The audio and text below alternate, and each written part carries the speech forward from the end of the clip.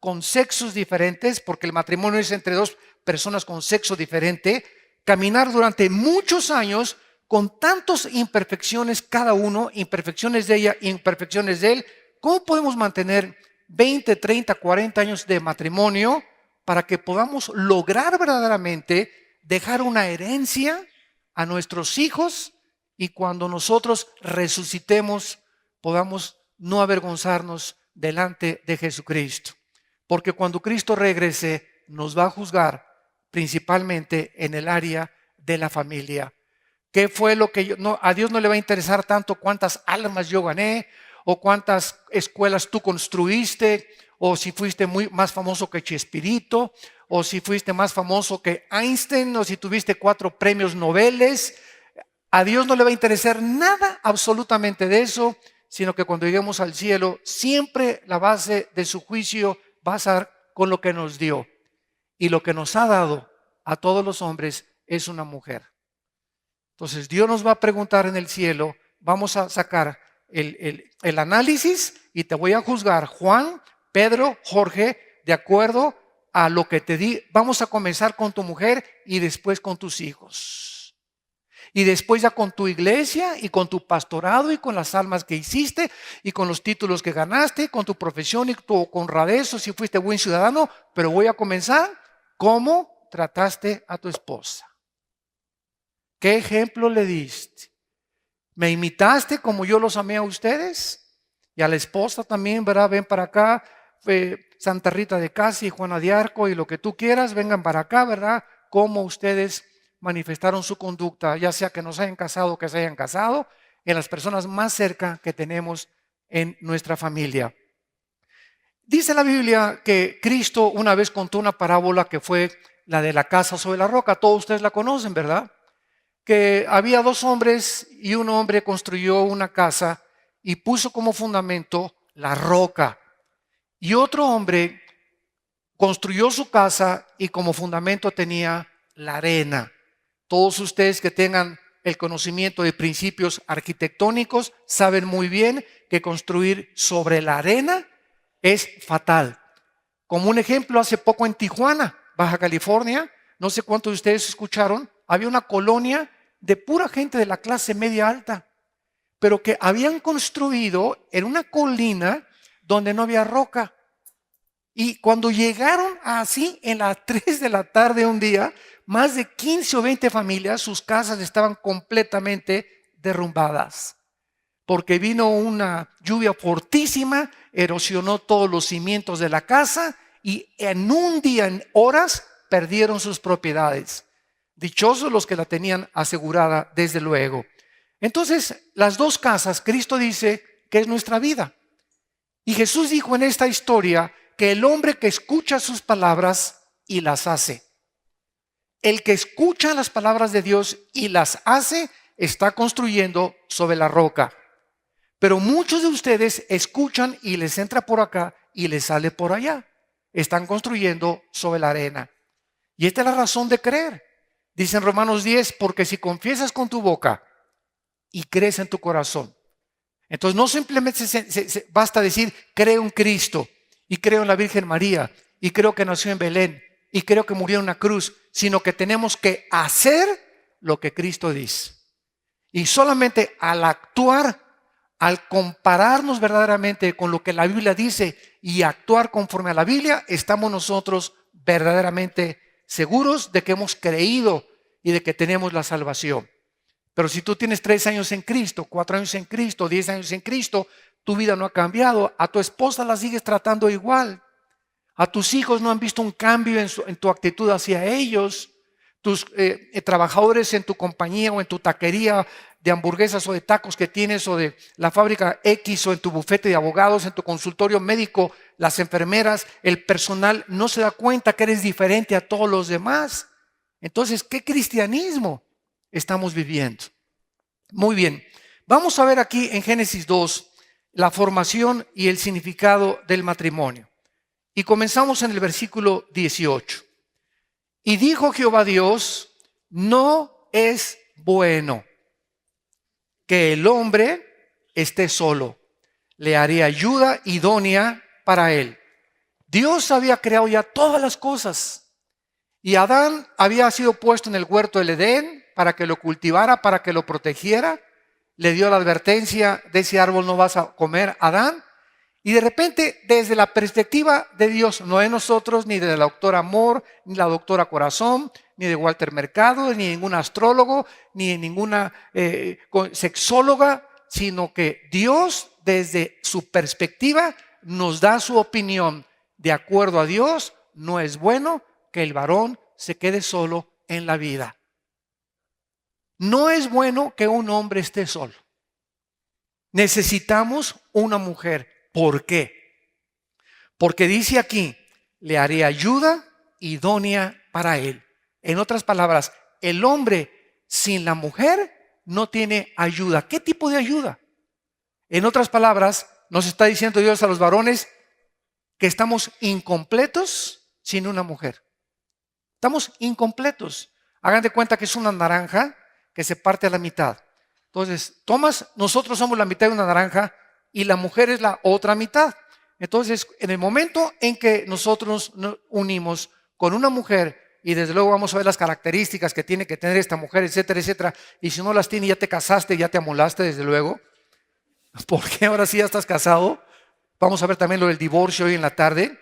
Entonces, en ese momento, tú necesitas entender que debemos encajar perfectamente bien, y va a haber mucho tiempo de roces, mucho tiempo de imperfecciones. Ella va a descubrir cuando pase la luna de miel que te vas a quitar la máscara. Y ahí las mujeres descubren: ¿con quién me casé, Dios mío? Y también nosotros: ah, caray, ¿con quién me casé, verdad? Entonces ahí comenzamos a entender que nos comenzamos a conocer y comenzamos a tratar de tolerarnos y soportarnos y tratar de cambiar las cosas que ella ve que yo estoy mal, en las cosas que ella está mal, y ese es lo que es el matrimonio. Pero la Biblia dice que la ayuda idónea que el hombre necesita es la palabra que se usó en el hebreo, y dice eser negeo, que significa la fuerza adecuada, la ayuda opuesta o el ánimo. Escuchen, el ánimo que el hombre necesita para poder en la jungla avanzar con el machete, porque ahí nos muestra a los hombres en la jungla con un machete, la mujer detrás: alabío, alabao, mi rorro, ra, ra, ra. Y en lugar de que nosotros, ¿verdad?, vayamos en la jungla con el machete por delante y alguien nos esté: no lo vas a hacer, eres un menso, eres un tonto, mi mamá dijo que no me casara contigo, eres te dicen el Gutierritos, etcétera, etcétera. Los que en aquella época se acuerdan de la famosa Gutierritos, ¿verdad? Entonces, hay mujeres, ¿verdad?, que en lugar de animar al hombre, lo hunden.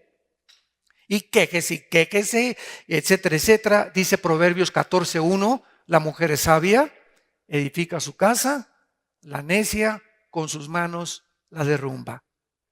De acuerdo a la Biblia, una mujer, ustedes mujeres que nos escuchan, tienen el potencial y tienen la fuerza necesaria para sacar del hoyo a sus maridos. Que regresó el marido y que perdió el trabajo, ¿verdad? Eres un peor que Barrabás. Si por eso y aquí nos vamos a hundir, y eres y te lo dije, etcétera, etcétera. Y en lugar de echarle más leña a la chimenea para que ya quieres quemar vivo a tu marido, ¿verdad? ¿Sabes una cosa? Mi amor, vamos a salir adelante, tú eres fuerte y a lo mejor ese trabajo ni siquiera Dios que lo quería para ti, no te preocupes, vamos a orar, vamos a cantar alabanzas ahorita. Y el hombre comienza, ¿verdad?, en medio de todas esas crisis que atravesamos, las porras de su mujer, y eso es lo que Dios anhela que la mujer entienda, la influencia tan grande que tiene la mujer sobre un hombre. Por eso dice el dicho: detrás de todo grande hombre hay una mujer buena, ¿verdad? Hay una mujer detrás de él. Ahora, hay una sola excepción. Vayamos rápidamente, pongan una marca ahí en Génesis. Ahorita regresamos a Génesis, vamos a 1 Corintios 7 y veamos la única excepción para que un hombre se quede solo. La única excepción. 1 Corintios capítulo 7. Y dice así, el versículo 7 en adelante: Es el apóstol Pablo escribiendo. 1 Corintios 7, 7. Quisiera más bien que todos los hombres fuesen como yo. Cuando Pablo escribió esto, Pablo era viudo. Nunca la Biblia menciona cómo se quedó viudo, pero la Biblia menciona que todos los apóstoles eran casados. ¿Se acuerdan que Cristo entró a la casa con la suegra de Pedro para sanarla? Entonces todos los apóstoles eran casados y Pablo era casado, pero de alguna forma él se quedó viudo por el ministerio tan tremendo al que Dios le llamó. Entonces dice Pablo, quisiera que todos se fueran como yo, pero cada uno tiene su propio don de Dios. Uno a la verdad de un modo y otro de otro. Digo pues a los solteros y a las viudas que bueno les fuera, o sea, es mejor que se queden así. Pero si no tienen el don de continencia, cásense, porque es mejor casarse que estarse quemando. En otras palabras, hay personas a quienes Dios les ha dado, hombres y mujeres, el don de no tener atracción sexual, ni por uno ni por la otra. Entonces, hay personas así que se quedan así, ¿verdad? O sea, no tienen el deseo sexual de una mujer ni tampoco de un hombre. O hay mujeres que quedan viudas. Por ejemplo, la madre de nosotros, mi mamá, se quedó viuda cuando tenía como 50 años y nunca se volvió a casar. ¿Por qué? Porque quiso mucho a mi papá y como me decía, mejor más vale sola que mal acompañada, decía mi mamá, el dicho de nuestras abuelas, ¿verdad? Entonces hay mucha gente que ya no quiere, o sea, están bien como están y se quedan así, no hay ningún problema, pero no andan fornicando. Entonces, pero a las personas que no tienen ese don y que andan, ¿verdad? Pues necesito una mujer y necesito un hombre, etcétera, etcétera, más te vale que te cases, porque fornicar sin estar casado es pecado delante de Dios. Estás quemándote, o sea, estás desintegrándote moralmente, porque todos los pecados sexuales nos desintegran moralmente y comienzan a enfermarnos la mente.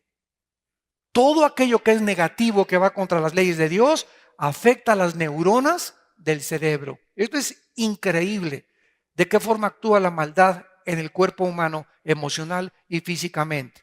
Entonces la única excepción es esa. Si no tienes el don de continencia, cásate. Entonces, espérate, ahí viene tu panquecito marinela en camino, ¿verdad? No te desesperes, ora, porque Dios no quiere que te quedes así, porque Dios sabe que no tienes ese don. Ese don lo da Dios. Regresamos a Génesis. No es bueno que el hombre esté solo. Le haré ayuda idónea para él. En otras palabras, no fuimos criados para actuar como individuos o individualmente. Dios nos creó como seres sociales. Necesitamos platicar con alguien. Yo conozco ahorita muchas personas que en Estados Unidos que no tienen esposo, no tienen esposa, y ¿saben qué hacen? Se compran un perro. Se compran un perro. O viejitos, ¿verdad? Hay cantidad de personas de la tercera edad que viven con un perro, con un gato y platican con el perro y platican con el gato y pues así se quedaron. Pero vemos la necesidad que tienen de poder platicar con alguien. ¿Se acuerdan ustedes de esa película muy famosa que hubo de uno que se queda como aislado en una isla? Con este actor famosísimo, ¿verdad? ¿Perdón? Tom Hanks, etcétera, etcétera, que acaba platicando solo, ¿se acuerdan? Que agarró un coco, creo, y hasta con él quería platicar con una pelota, por la necesidad que tenemos, la necesidad de estar platicando con alguien. Yo a veces entro, digo, yo estoy bien casado y muchos de ustedes están bien casados también, pero yo muchas veces platico solo. Y no estamos locos, ¿verdad? A veces llego a mi closet, ¿verdad? Y digo, ¿qué ropa me voy a poner? Me voy a poner este traje. Y lo estoy diciendo, o lo estoy pensando, me estoy hablando a mí mismo. Y lo encontramos en los Salmos. Decía David, alma mía, adora a Dios. Él se estaba hablando a su propia alma. Fuimos creados para la comunicación. Entonces Dios quiere que tengamos una compañera con quien platicar. Y a las mujeres les encanta platicar. Si yo llego a alguna reunión, ¿verdad? Y mi esposa me dice, oye, voy a estar con mis amigas 3 o 4 horas, y regreso, voy por mi esposa y la recojo a las 4 horas, y siguen platicando, y siempre siempre los hombres vean la diferencia que tenemos de ellas, ¿no? Siempre nos preguntamos, ¿de qué platican? No paran de hablar. 4 horas seguiditas. Y ya no solamente terminaron de hablar, sino que para despedirse, se despiden en la mesa, están en la puerta, todavía, bye. Y luego salen y se suben al carro y ya desde el carro hasta el carro se vuelven a despedir otra vez. Yo a mi esposa casi siempre la tengo que sacar a rastras, ¿verdad? Jalándola. Porque qué barbaridad, cuando tengo prisa de ir a algún lugar, ¿verdad? Se sigue despidiendo 500 veces. Así son las mujeres, hombres, entendámoslo y comencemos a acostumbrarnos. Les encanta platicar. Ahora, es importante también lo siguiente, como les interesa platicar, les encanta y es muy importante que sepamos que quieren que las oigamos. Y no tenemos paciencia nosotros para eso. Nosotros en 5 minutos arreglamos cualquier asunto, ¿verdad? Y a los 20 minutos, media hora, ya no tenemos de qué platicar los hombres. Entonces imagínense, estás con tu esposa en la mañana y... ¿verdad? Y tú así. ¿Por qué? Porque tenemos que comenzar a entrar en esa dimensión de ellas y comenzar a desarrollar nuestra paciencia y comenzar a entenderlas, porque si perdemos la comunicación en el matrimonio se comienza a enfriar. Lo que enfría más rápido un matrimonio es la barrera de la comunicación. Ya cuando un matrimonio se acostumbra a estar cada quien por su lado, están juntos, pero divorciados emocionalmente. Y cuando nosotros tenemos esa actitud en el matrimonio, ¿verdad? De no saber exactamente qué es lo que necesitamos para que se avive el matrimonio, necesitamos entender que Dios nos creó para comunicarnos. Entonces siéntate enfrente, agarra tu cafecito y trata de darle importancia, aunque te esté hablando de cupcakes, tu esposa, o de la costura, o de las cosas que hablan muchas veces, ¿verdad? Ponle atención, síguele el rollo, ¿verdad? Porque ellas son más inteligentes, ¿eh? Y saben cuando les damos el avión, ¿verdad? Saben cuando estamos, sí, ¿verdad? No, sí, está bien, amén, amén. Así que tengamos cuidado, ¿verdad? Porque ahora, muy bien, entonces Dios nos creó, ¿verdad? Para relacionarnos, y lo más maravilloso es que a cada varón Dios le tiene asignada una compañera. Ahora, tenemos una iglesia en el mundo entero, que somos los cristianos, donde muchas personas entran a la iglesia y reciben a Cristo habiéndose casado con una persona que no era la persona que Dios tenía para tu vida. Se llaman pecados de juventud. ¿O te casaste por impaciencia? ¿O te casaste porque te querías salir de tu casa? ¿O te casaste porque realmente, ¿verdad?, no tuviste el amor de tus padres y llegó un hombre, ¿verdad?, un poquito mayor que tú y te comenzó a acariciar y esto y el otro, y entonces estás buscando un papá? Otras mujeres ahora se están casando con chavos jóvenes porque nunca tuvieron hijos, sin darse cuenta, ¿verdad?, que no quieren un esposo, quieren un hijo. Y muchachos que están casándose con mujeres mayores que ellas porque no tuvieron mamá y se casan con alguien que les lleva 5 o 10 años de edad. Entonces hay muchas motivaciones dentro del matrimonio, por lo cual un hombre y una mujer se unen delante de Dios. Ahora bien, una vez que te casaste equivocadamente, ¿qué se va a hacer? Gracias a Dios por la misericordia. Porque ya no te puedes divorciar. Vamos a ver en la tarde lo del divorcio y cuándo se puede divorciar, bajo qué causales, y vamos a entender que Dios puede, ahora que te casaste con tal vez una persona que no era la que tú querías, Dios puede cambiar a esa persona y darte amor por esa persona. Y puede cambiar tu matrimonio y puede hacer que se enamoren el uno con el otro cuando nosotros caminamos con Dios. Entonces, estos principios son muy importantes. Dice Proverbios 18:22. El que haya esposa, haya el bien y alcanza el favor de Jehová. Ahorita hay gentes que nos están escuchando que son solteras o solteros por internet. Muchos de ustedes a lo mejor vinieron, ¿verdad? Traigan a sus hijos. Este seminario también es para los hijos, para que aprendan lo que es el matrimonio. Y todos ustedes que todavía no se han casado, no te apresures a casarte. Yo les digo a mis pastores, ahora en lugar de animar a los jóvenes y decirles, ya tienes 25 años, ya te tienes que casar. Ya tienes 30, se te está yendo ya la ruta 100. ¿Verdad? Ya se te está yendo el bus. o el camión, tratemos de desanimar lo más que podamos para que se casen tan jóvenes.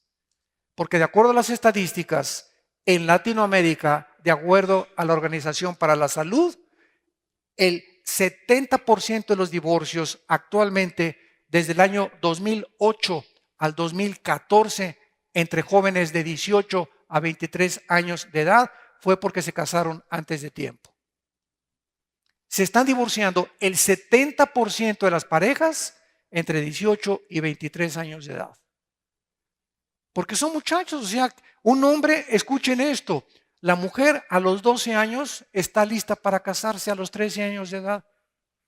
La mujer ya a los 12, 13 anda como maripositas ya buscando los hombres, y nosotros a los 16, 17 todavía jugamos al trompo y a la matatena o al fútbol, y pasan las muchachas y ¡ay, jalajo! Y nosotros, ¿verdad? Muchos jóvenes ni las pelan, porque la mujer madura antes que el hombre, 5 o 10 años antes. El hombre comienza a abrir los ojos a los 25 años de edad, ontoy. Y la mujer ya a los 17, 18 años de edad ya está lista para casarse. Entonces, ¿verdad? Un hombre, casarse antes de los 25, la edad perfecta, considero yo, para un hombre es a los 30 años de edad. Y una mujer a los 20, 25 años de edad, que acabes tu carrera universitaria, que te gradúes, ¿verdad? Un hombre a los 30 ya comenzamos a madurar los hombres hasta el treintón. Entonces tenemos que considerar todos estos factores, porque es lo que está erosionando la familia por causa de la ignorancia de las Escrituras. Ahora, muy bien, veamos nosotros a continuación en Génesis 2, 21 al 22, la creación de la mujer, el panquecito que le trajo Dios a Adán. Entonces Jehová Dios, Génesis 2, 21 y 22, hizo caer sueño profundo sobre Adán. Aquí tenemos la primera cirugía sin anestesia, efectuada por Dios. Dios hace que Adán se duerma sin que afecte su circulación nerviosa, y le abre el costado, porque la palabra tomó una de sus costillas, es la palabra, a los que les interese, pónganlo ahí, la palabra T-Sela en el hebreo. Sela, pero con T-Sela, que significa costilla, o un hueso junto al costado, que son las costillas. Entonces, Dios abre a un lado aquí de Adán, y de esa costilla saca la costilla. O sea, ¿por qué de la costilla? ¿Por qué simplemente no hizo que salga Eva, verdad? ¿Por qué se tuvo que meter Dios con los huesos? Tenemos que preguntarnos, ¿por qué tuvo Dios que sacar de un hueso y formar a la mujer? Ayer les comentaba en la conferencia anoche que fue hasta 1860 que Gregorio Mendel descubrió los principios de la herencia, cuando tenía unos chícharos y vio que unos chícharos verdes se mezclaban con otros, producían las mismas características de los colores, y vio Mendel que había algo que se transmitía de una generación a otra generación. Y hasta 1954, más de un siglo después de Gregorio Mendel, el doctor Samuel Crick, descubre el genoma humano, o el ADN, el ácido desoxirribonucleico, que es el código que tenemos en cada célula de nuestro cuerpo. En los billones de células que tenemos un software, tenemos un disco dentro de cada célula del cuerpo. Nada más imagínense de eso, tenemos billones de células. Nada más en el cerebro hay más de 1 billón de células. Y en cada célula hay un disco, hay un software, hay una información codificada, genética, donde está tu color de ojos, tu estatura, tu color de pelo, las herencias de tus tatarabuelos, el color de tu piel y muchas de esas tendencias emocionales también. Es impresionante. Y cuando termina el siglo XX, ¿con qué proyecto termina el siglo XX? El siglo XX, todos ustedes saben que fue caracterizado porque es donde más descubrimientos científicos se han logrado en la historia, donde más avances tecnológicos se han logrado, el cohete en la Luna en 1969, en el 45 la desintegración del átomo, la fisión nuclear, la lavadora, el zinc, los materiales plásticos, los chips, las computadoras, los teléfonos celulares, y ahorita nada nos sorprende. El siglo XX termina en el año 2000 con el proyecto del genoma humano, dirigido por Rafael Collins, un cristiano que en la Casa Blanca le da una recepción al presidente Bill Clinton y le dice: hemos comenzado a abrir el libro de la vida. Y entonces ahora toda la investigación está basada ya genéticamente en el ADN. Y ahorita dicen los científicos que si todo el ADN, ¿qué es un genoma? El genoma es todo el ADN que tenemos en todas las células. Si se desenrollara, escuchen, si se desenrollara todo, porque es como una hélice, como una escalerita que tenemos en cada célula, si se desenrollara todo el genoma que tenemos, le daría 3 vueltas de aquí a la luna. 3 vueltas de aquí a la luna. Esa es la concentración que tenemos de información, por el amor de Dios, de información dentro de nuestros genes. Ahora, la ciencia ha descubierto que en los huesos se forma la sangre y que es en la médula de los huesos donde se forma la sangre. Entonces, cuando Dios saca un hueso del hombre para formar a la mujer, Dios necesitaba material genético para que esa cosa que iba a sacar Dios, ¿verdad? Esa preciosidad que fue Eva, lo que son las mujeres, iba a salir de Eva. Ella tenía que tener el material genético para poder integrarse y formar una familia. Ahora, esto es interesante, anoche lo vimos también. El hombre tiene 2 cromosomas sexuales, X, Y. La mujer tiene XX. Cuando mi papá tuvo relaciones con mi madre, el cromosoma Y de mi papá ovuló el huevo de mi mamá y entonces se fecundó y yo nací varón. ¿Por qué? Porque fue el Y lo que fecundó el óvulo de mi mamá. Si mi papá hubiera mandado la X, hubiéramos nacido mujeres. Cuando es el Y, es el que determina el género masculino y el X el género femenino. ¿Qué hubiera pasado si hubiera sido al revés? Esto es impresionante a la luz de la genética y la ciencia actual, para demostrar que la Biblia tiene más ciencia que la famosa teoría de que vienes de chita, o de que venimos de los monos, o de los simios, o de los changos, ¿verdad? ¿Qué hubiera pasado si nos hubiera sacado Dios de Eva? Bueno, al tener la mujer 2X, hubiera sido una raza híbrida. No hubiéramos podido reproducirnos. Entonces Dios tuvo que sacar de los cromosomas Y y X para que pudieran los dos mezclarse y entonces poder tener o nacer hombres o mujeres. Esto es maravilloso a la luz de la Biblia. Ahora, vemos nosotros en el versículo 24 lo que es el matrimonio. Apúntenlo, por favor. 3 palabras usa el Espíritu Santo, 3 palabras para poder darnos una definición bíblica de qué es el matrimonio. Por lo tanto, Génesis 2:24, dejará el hombre a su padre y a su madre y se unirá a su mujer y serán una sola carne. El matrimonio número 1 es dejar, abandonar la familia anterior, cortar con el pasado. Mamá, bye. Papá, see you later, viejo. A Fido, a mis primos, a mis hermanos, todos ustedes fueron mi familia, me crié con todos ustedes. Ahora doy un paso adelante para formar una nueva familia. Mamá, siempre te voy a respetar. Papito, siempre te admiré y aunque no haya sido un buen padre, te voy a seguir bendiciendo, etcétera, etcétera. Pero en el momento que abandonamos la familia anterior para formar una nueva familia, no te traigas, por el amor de Dios, a tu mamá a la luna de miel. Ni a vivir contigo, con la única excepción, si tienes una madre parapléjica o lisiada o en silla de ruedas, que no tiene nadie quien la pueda cuidar, o un padre, ¿verdad?, que no haya nadie que lo pueda cuidar. Es la única excepción, porque Dios no quiere que en la nueva familia, en el nuevo matrimonio, haya terceras personas viviendo con los recién casados. Que se peleen solos, que se agarren el chongo solos, que arreglen sus problemas y que no salen, mamita que se casó, se amoló. No chille, agarre piedras, decía mi papá.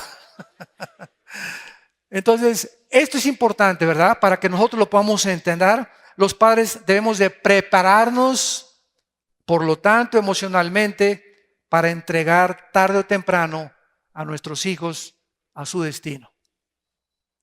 Porque hay cantidad de papás posesivos y egoístas que no quieren que su hija se case, y no hay ni un príncipe azul lo suficientemente guapo o lo suficientemente bueno para que se quede con ella, porque quieren que se queden los hijos a vivir con ellos para siempre.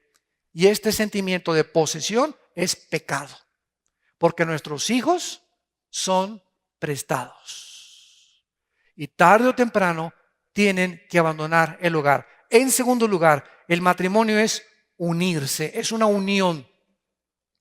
Y esto es interesante porque se usa la palabra hebrea debak, con D de David y K al final. Debak. Y significa pegar con goma. Miren ustedes lo que es a los ojos de Dios. Y aquí entendemos un poco más también la Trinidad. El matrimonio es una unión. Aquí está el hombre y aquí está la mujer, y somos completamente individuos, hombre, mujer, sexo masculino, sexo femenino. Pero cuando nos casamos, ante los ojos de Dios, somos uno. Mis victorias deben ser las victorias de ella, mis éxitos, los éxitos de ella, los éxitos de ella, los míos, sus sufrimientos, mis sufrimientos. Nos unimos un hombre y una mujer para así, juntos, pegados, enfrentar la vida. ¿Qué es el matrimonio? Cuando se despega el hombre y la mujer, ¿verdad? Los hijos se quedan en medio, pues uno a repartírselos, etcétera, etcétera. Y eso es lo que Dios abomina, porque Dios odia el divorcio. Vamos a ver por qué permitió Dios el divorcio hoy en la tarde. Entonces, el matrimonio es una unión entre un hombre y entre una mujer. Y esto significa, ¿verdad?, que nuevas responsabilidades. Los dos juntos somos un equipo.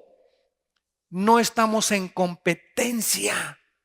El uno contra el otro. ¿Quién es mejor? Si ella es mejor, si tú eres mejor. No estamos en competencia. Somos un equipo. Hace poco me encantó. Hay un jugador, ¿verdad?, que yo admiro mucho, que se llama Lionel Messi, de un equipo que se llama el Barcelona en España.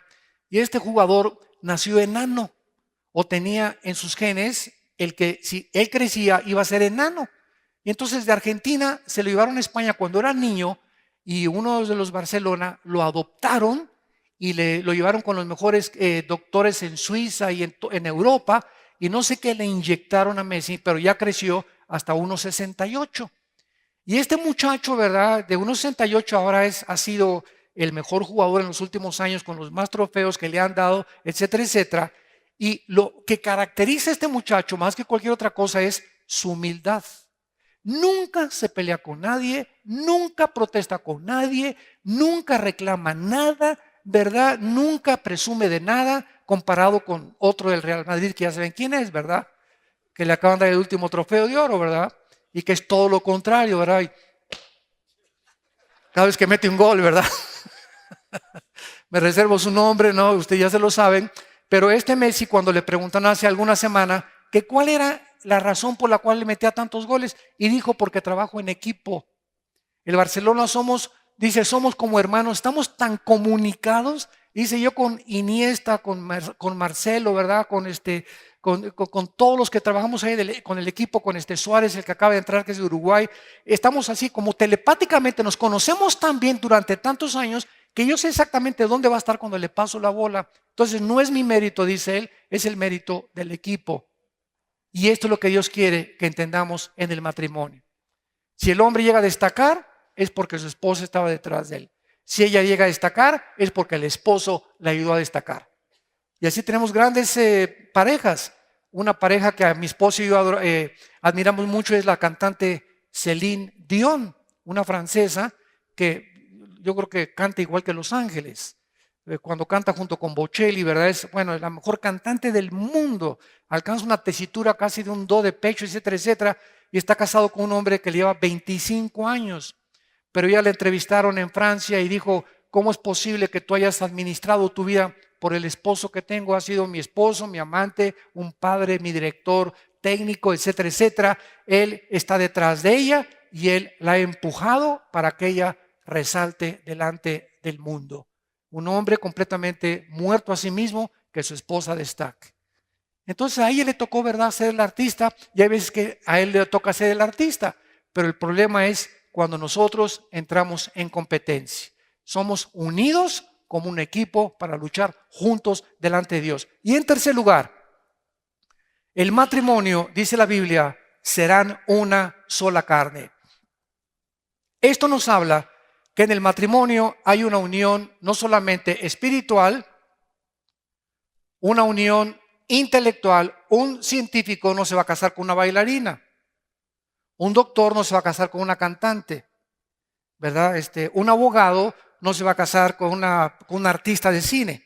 Los artistas se casan entre los artistas, los cantantes casi siempre contra los cantantes, un abogado casi siempre con su secretaria, un médico casi con su secretaria para que sea su, etcétera, etcétera, bla, bla, bla, bla. Tiene que haber cierta afinidad intelectual. Imagínense Einstein casado con una bailarina o casado con un artista de cine. Oye, ella tiene su carrera completamente opuestos, ¿verdad? Entonces tiene que haber atracción espiritual, cristianos desde luego, atracción intelectual y atracción física sexual. Entonces, Dios ha diseñado el sexo como una de las bendiciones más grandes, más maravillosas para el ser humano. Y el uso del sexo solamente lo puede determinar el autor del sexo, que es Dios.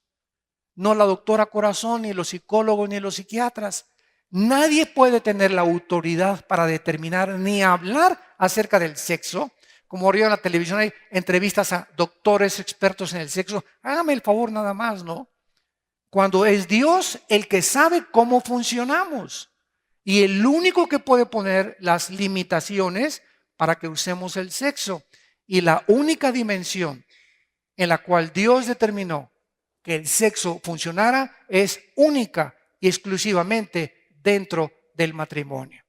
Nunca fuera del matrimonio, ni antes ni después de casados con otra persona, que no sea tu pareja. Y ahí tenemos las consecuencias. Todos los muchachos, ¿verdad?, que se casan antes o que se embarazan antes, las muchachas van a recoger una cosecha muy, muy triste, porque aunque hay perdón de Dios en la sangre de Jesucristo, la cosecha la tenemos que recoger. Veamos en el libro de los Proverbios la forma en la que la Biblia nos describe el sexo dentro del matrimonio. El sexo hace muchos años se volvió un tabú. ¿Por qué? Ustedes recordarán a nuestros abuelos. Mi propia abuela materna nos contaba que el sexo en aquellos días, a principios de la revolución y 1910, 1920, todavía en esa época, era considerado un tabú. Y mi abuela nos contaba que cuando fue a su luna de miel, nunca se quitó las enaguas en la primera noche de la luna de miel. Nomás se levantó la crinolina, ¿verdad? Y así, y se la volvió a bajar, ¿verdad? Así nos dijo, ¿verdad? Más. Y no te la quitó, no, así con mi crinolina, con mi vestidotes grandotes que llaman crinolina, ¿verdad? Así dice, no, porque no, yo no quiero que me veas. Y pasaron 10 años sin que tu abuelo me viera desnuda, porque nos tapábamos inmediatamente por el tabú que se hizo del sexo. Bueno, nos podemos ahorita, bueno, hay organizaciones, para no ir tan lejos, cristianas, en comillas, que dicen que cuando una persona tenga luna de miel, no se desvistan por si viene el rapto. Eso está peor, le ganaron a nuestros abuelos, ¿verdad? Hágame el favor de Dios, hágame el favor, ¿no? Que no, porque a lo mejor viene el rapto y si viene el rapto, ¿sabes una cosa? Lo que menos me va a interesar es la ropa, ¿verdad? Y ni modo, acuérdate que nos va a transformar en un cuerpo perfecto y y vamos a tener un cuerpo, ¿verdad? Que va a estar cubierto por otro cuerpo temporal hasta que seamos completamente vestidos por Dios. Entonces, es una tontería, ¿no? Pero vemos nosotros que sigue siendo un tabú porque se calcula que en el 80% de las iglesias cristianas evangélicas no se habla, ni los pastores enseñan a la gente ni a las parejas qué es el sexo. Porque es algo sucio todavía, porque ahí me espanto y yo les digo que es mucho mejor enterarnos de lo que es el sexo en la Biblia y a nuestros hijos que se enteren en el puesto de revistas que hay aquí en la esquina. 1000 veces mejor que sepamos claramente lo que la Biblia dice del sexo, porque no es algo sucio, no es algo de cual esconderse, es algo santo, maravilloso, y cuando es usado bajo la bendición de Dios, es de las cosas más maravillosas que Dios nos ha dado para disfrutar. Dice en Proverbios 5, versículo 18.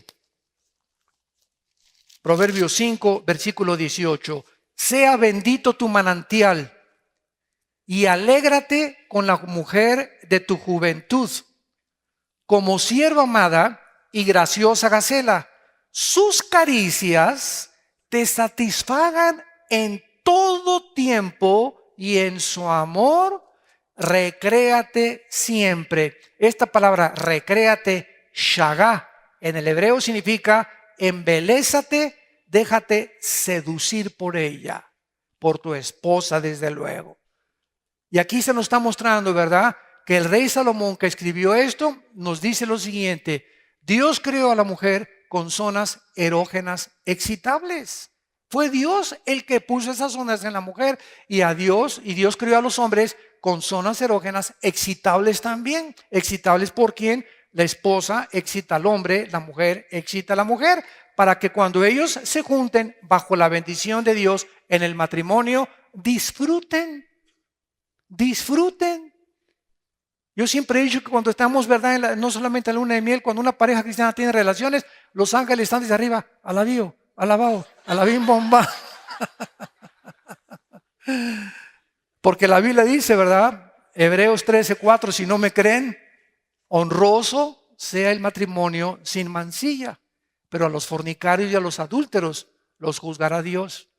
Entonces no tenemos por qué escondernos, ni por qué hay esto y el otro, porque hay muchas mujeres que llegan a casarse y entonces el hombre encuentra que la mujer lo rechaza o que tiene muchos prejuicios del sexo, porque a lo mejor le enseñan sus abuelos y hay frigidez y ella no disfruta lo que podría disfrutar porque está traumada por a lo mejor la violaron. Tú tienes que hablar con tu esposo y preguntarle, ¿verdad?, si hay este problema o algún trauma que tenga, o muchas veces el propio papá o padrastros violan a sus hijas y llegan al matrimonio y vienen los problemas en el matrimonio y el 45% de los problemas matrimoniales tienen su origen en las relaciones sexuales frustradas, donde muchos hombres, las mujeres lo rechazan.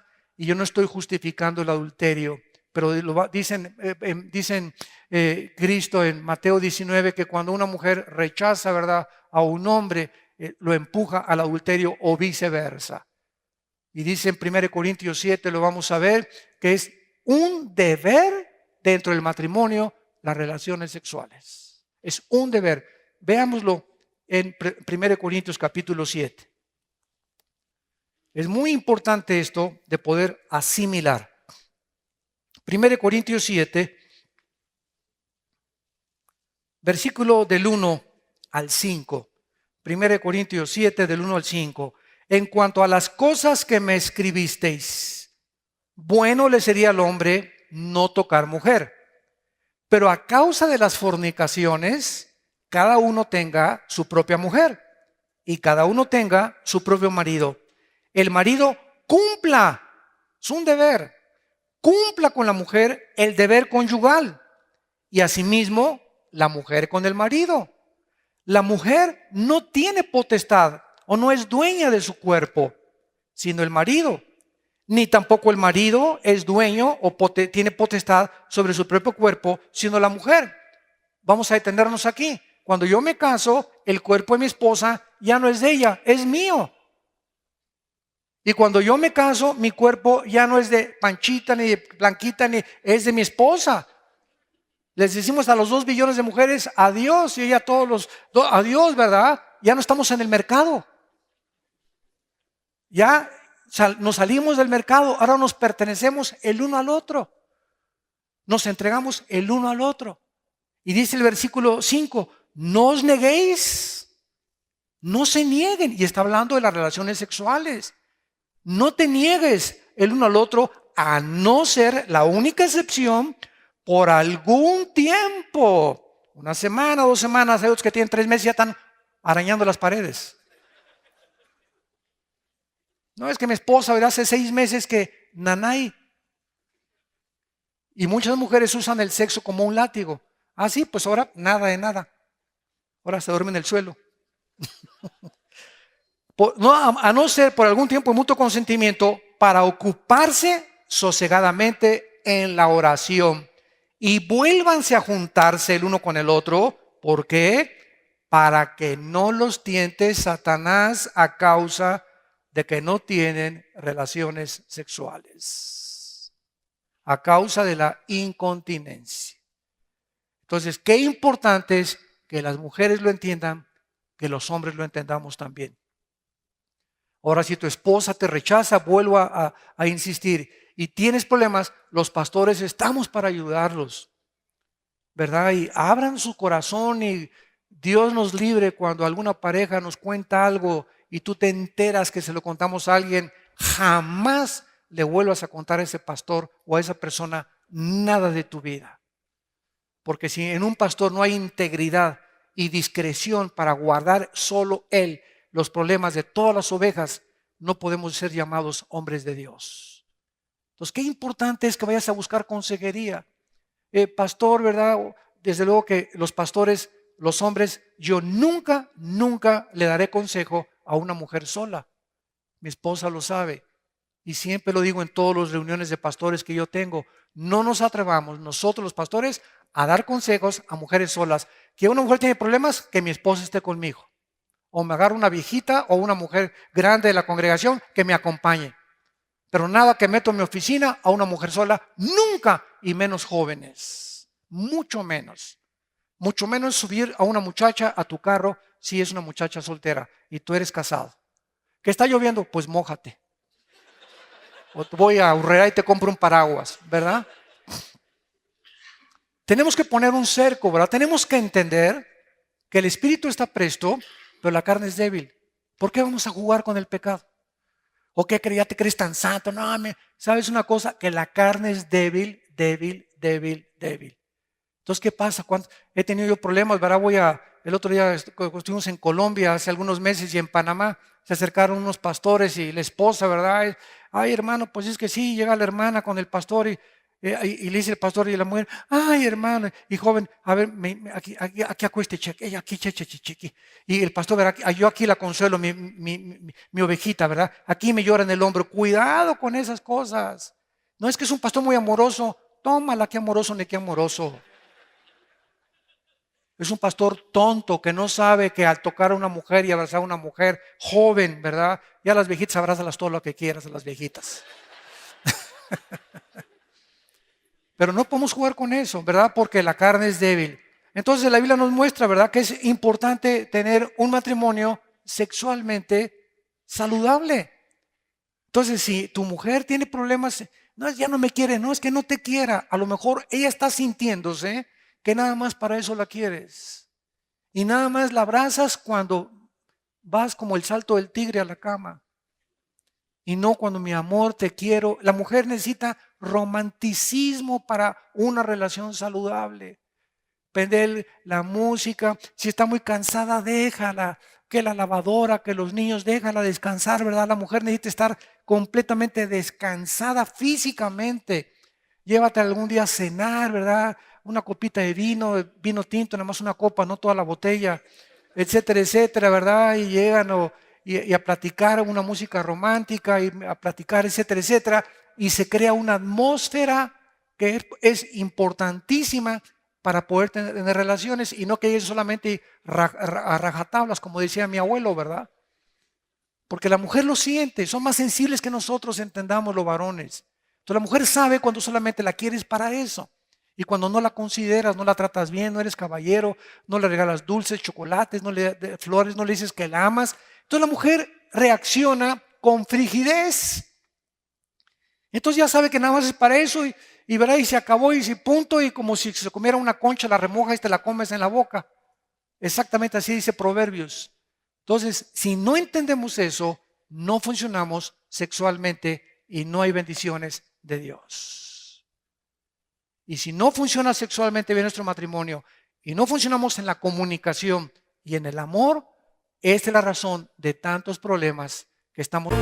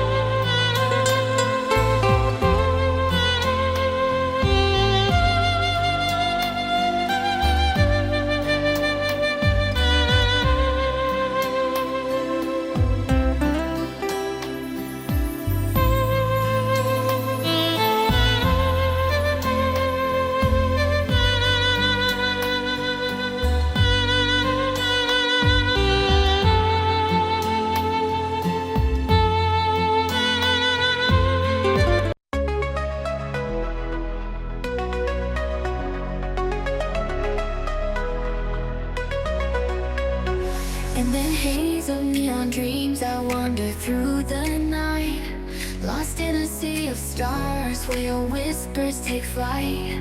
Electrified emotions, they dance around my heart. In this digital garden where we never have to part. Shadows blend with colors as the beat sets me free. Every note a memory, every rhythm you and me. Echoes of you in synth waves, feel you near in the pulsing haze. Inside your world where we collide. You love the rhythm in my mind, in my mind. With the glow of city lights, our shadows intertwine in this kaleidoscope of love where the past and future align. With every step I take, I feel your presence strong. And this digital symphony where our hearts belong. Shadows blend with colors as the beat sets me free. Every note a memory, every rhythm you and me. Echoes of you in synth waves, feel you near in the pulsing haze. Inside your world where we collide. You love the rhythm in my mind, in my mind. And in silence between the beats I find your voice. In the flicker of the lights I see your choice. Together in this dream we'll never fade. In the echoes of our love we'll always stay.